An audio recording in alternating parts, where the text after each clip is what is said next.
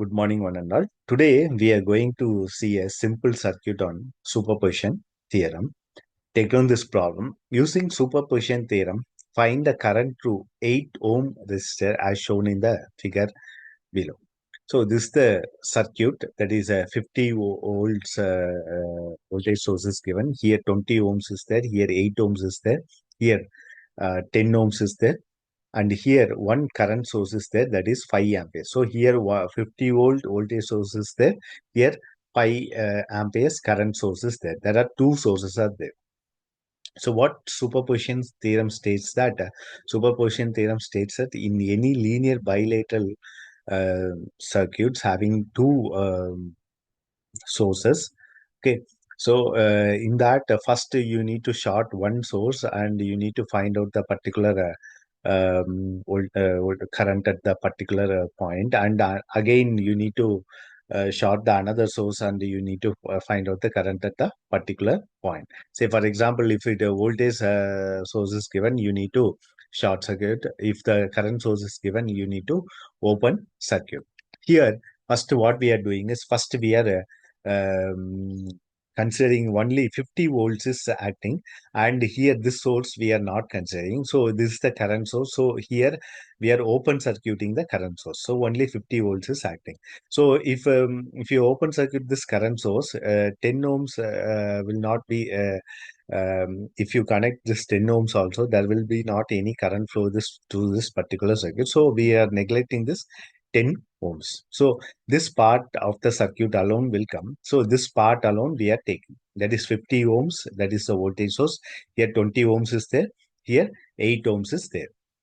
Now we are finding out the what is the current I dash through this 8 ohm resistor, because they asked what is the current to this 8 ohm resistor, like that they asked. So I dash equal to 50 divided by this 20 plus 8. Why? Because 20 plus 8, because this two are in series. So 20 plus 8. So 50 divided by 20 plus 8 is 50 divided by 28. So I dash is nothing but 1.785 amperes. Next step 2, only 5 amps current source alone acting. So here 5 amps current source alone acting. Here we are short circuiting the voltage source, because here it is voltage source is there. Here we are short circuiting this voltage source. Now again we are reframing the circuit like this. Here 20 ohms is there, here 8 ohms is there, here 10 ohms is there, here 5 amperes is there, and here you see that 5 amperes current source in this reverse direction. So the current flows like this. Say for example, this current is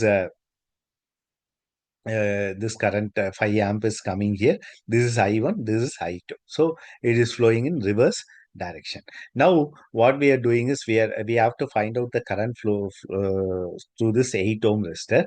So for this finding out the current through this 8 ohm resistor, there are many methods. So one simple method is by using the current division principle. So here if you see the current division principle, this 20 ohms are in parallel with this 8 ohms. So just if you see the so current division principle